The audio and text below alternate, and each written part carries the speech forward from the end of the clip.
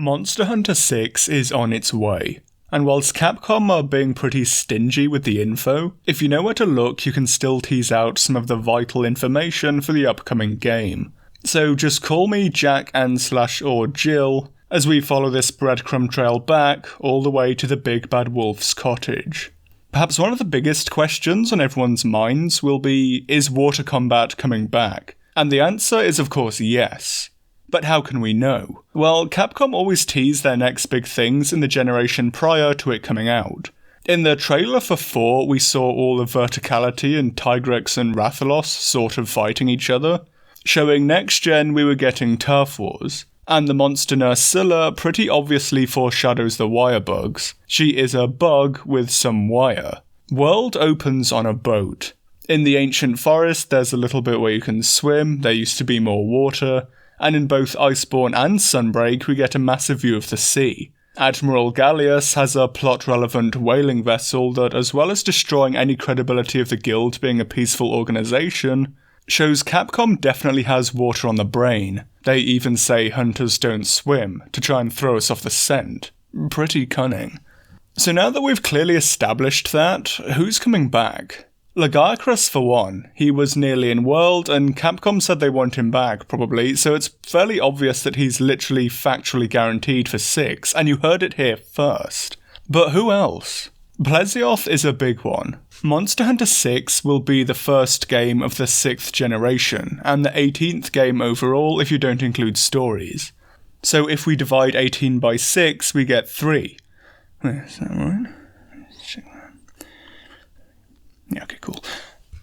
And take away the 1, and we get 2. So it makes sense that Capcom would focus on bringing a lot back from the first 2 generations, that are the poorest represented in 5th gen. Hence Plesioth, the wateriest fight of them all in the first 2 generations. But who else? Is there anything else we can mine from this info? Maybe. If we take Plesioth, move some of the letters around, shift the P to become a B and the E to become a G, then we get Big Sloth. Surely that doesn't mean anything. But what if actually we've just stepped through the looking glass?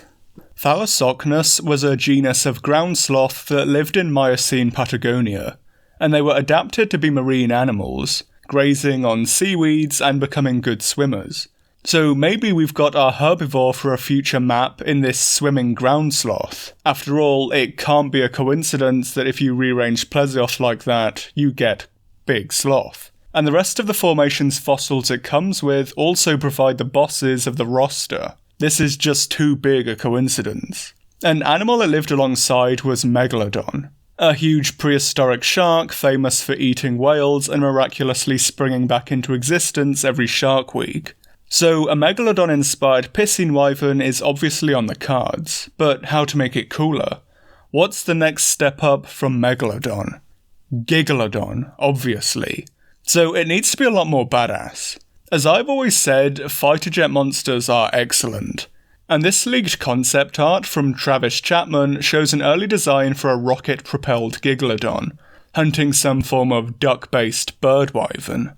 Definitely looks like flagship material too. And a pissing wyvern is the only monster not to get a flagship form if you ignore bugs, bird wyverns, amphibians and carapacians. So it really is the last piece of the puzzle to be fit in. This also sets it up to have a G-rank level subspecies known as Pteranodon too. Pretty powerful stuff. Who else? Another contemporary was Leviathan, or whatever, but it was a big game hunting sperm whale that would have beaten Megalodon in a fight, so it's even higher ranked. In 4 Ultimate we see the Arloch, a boat based off and named 4 whales in Monster Hunter. So clearly whales exist, and the Arloch does kind of look like Leviathan, if we knew what it actually looked like. So again, I think we can fully confirm this as definitely appearing. And again, there's some pretty heavy foreshadowing here. That's quite a roster we've got going already, and it's mostly water-based, so how about some land boys?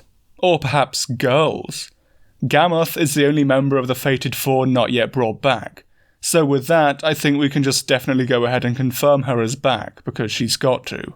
I also think Kutku and Monoblos are really cool, so let's just say they're back as well, so confirmed. Monoblos won't be alone though. as not only does some early leaked footage from the hyper-realistic next-gen graphics show Black Diablos is returning, we also get a glimpse of a new weapon type. It looks like some device capable of launching rockets. So let's call it the explosive shooter for now until we get a proper title. It must be from the old civilization or something. It also looks like we get a new fast travel device in this plane-like mechanized megabird thing. But watch out, as Rathalos is also back, as we'd expect, and takes an exception to humans hogging the skies. There's also similar glimpses of a giant brand new bird wyvern interspersed in these shots too. So the roster only grows. And it seems Capcom want to take lower tier monsters and give them high-ranking equivalents. A little disappointingly though, we see that there's already some reused animations, as Rathalos and the giant bird wyvern share the same animation to take down the plane. Clearly we're not done with copy and pastes just yet. All of this looks pretty techy though, which is unusual for Monster Hunter, but Ichinose did say there are alternate timelines in Monster Hunter. So maybe they're getting in on the multiverse thing, and the Hunter will hop around between normal, rise, and future and more timelines. Pretty epic stuff to be confirmed so early on. But enough about newcomers and returners, what about all the crossovers as well? Well, in Iceborne, the Admiral makes a reference to a three-headed monster. And from the old Crypt Hydra art, we know Capcom likes this idea. So it's fairly obvious that this is setting up a Toho crossover so we can finally fight King Ghidorah as a crossover boss, as is our god-given right. Similarly, the player character holding the explosive shooter looks a lot like Alice, the protagonist from Paul Anderson's faithful and critically acclaimed Resident Evil series. This could be another crossover, and Nemesis is my favourite boss from those games, so let's say he's in too. I actually have an uncle who works at Capcom confirming all of this as well. And what about Frontier? I don't really think we'll be needing much from them. Overall, what a start to kick things off. Monster Hunter 6 is already looking epic, taking the series to wild new places, opening the multiverse, bringing in kaiju, jet-powered sharks, and more. We'll probably get more at the Tokyo Game Show and /or E3. And I, for one, cannot wait, and we'll see you all there for more epic coverage and definitive canonical facts. And to you, thanks for watching. And an especially large thanks to top patrons Big Al and Phenomenon for their support of the channel, as well as Kay Sandom, Erengar Steiny, Sassy Birdo, Evilly, Howleth, Archosaur Queen, Seth Fake Last Name, Zacer, Dodecablos, Carazol, and Bazugazu Bakuhatsu Bakumatsu, for their continuing kindness in keeping the channel going. For more definitive facts and true theories, be sure to utterly obliterate the like button and subscribe as well, and I'll be sure to see you next time.